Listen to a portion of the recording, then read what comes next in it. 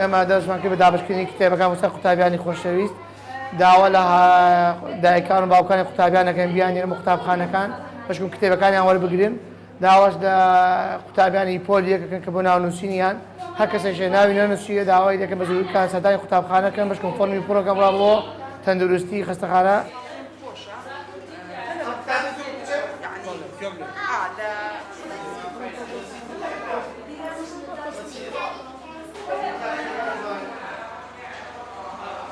من پۆلی پێنجم هاتم بۆ قوتابخانە کتێب وەربگرم بە زۆر سوپاس مامۆستاکان دەکەم بۆی کە کتێبیان دابش کرد و زۆری لاک بوون لەگەڵمان داوا لە هاوڕێکان مەکەن بۆی کە بێن کتێب وەربگرن و کتێبەکانیان بخوێنەوە بۆی بتوانن نمرەیەکی باش بەدەست بێنن.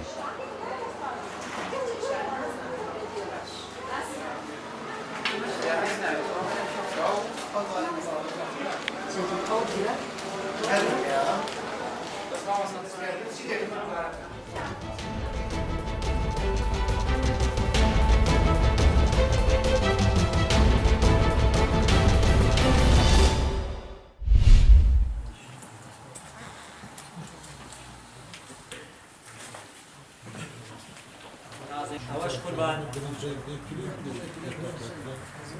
ئەمەش ماوەی 3 ساڵ لەمەو پێش هەنارەکانان پارەی نییە کە ڤیدیۆ هەیە باین دوایی بۆ بنێنی سێژی زانی چیم کردو و ئاو چۆنێتە خوارەوە بۆ چۆن ڕادەی شێم کشتتوکاڵی منتیقەی بارزان گۆڕینەوەی جوتیاران لە بینی جوتیار کاکازات لە هەرەبجەوە هاتووە بووناو جوتیارانی منتیقەی بارزان بۆ ئەوەی ئالوگۆڕ و زانیاری لە ڕووی کشتتوکاڵەوە چ لە ڕووی بەرهەم و بەروبوومی کشتتوکاڵی کە بەرهەمێکی باش کە خاکێکی بە پیتمان هەیە چ لە ڕووی دەرمان و ئەو شتانەی کە عیلەتدار و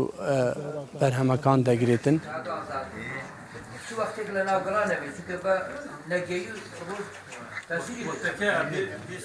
بەشێکە لە کەڕوو بەشێکە لە حەشەری من نەک لە بێ خولێ من لە هەر خولەکە هاتە بیتن من ئەستەفادەکی زۆرێ لێ کردە پێشەش ڕێزدار محەممەد سەدیق چەندین دەورەیە بوومەڤە کردە من زۆر مەفاە لێ دیتە ئەوێش بە هەمان شێوە ناوی گوێز بۆشە ئەتوانی هەرەسی کەی بەس بە دەرمانێکی زراعی ئەوەش ناوعەکە ئەوەش ناوعەکە ئەوەش بزەبێت لەمان زۆر ناجح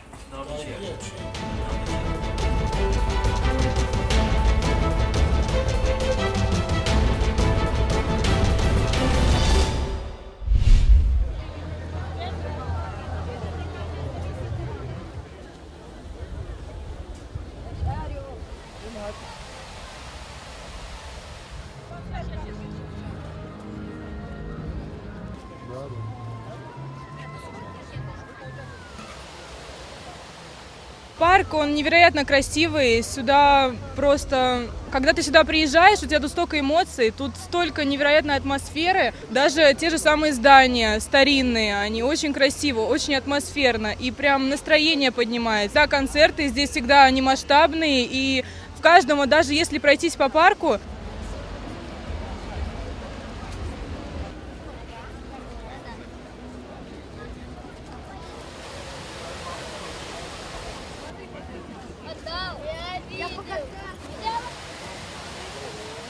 Ну, парк ВДНХ всегда был очень значимый для моей семьи, потому что мы с детства тут гуляли с бабушкой, с мамой, с братьями, сестрами. Как бы очень радует, что его очень хорошо преобразили.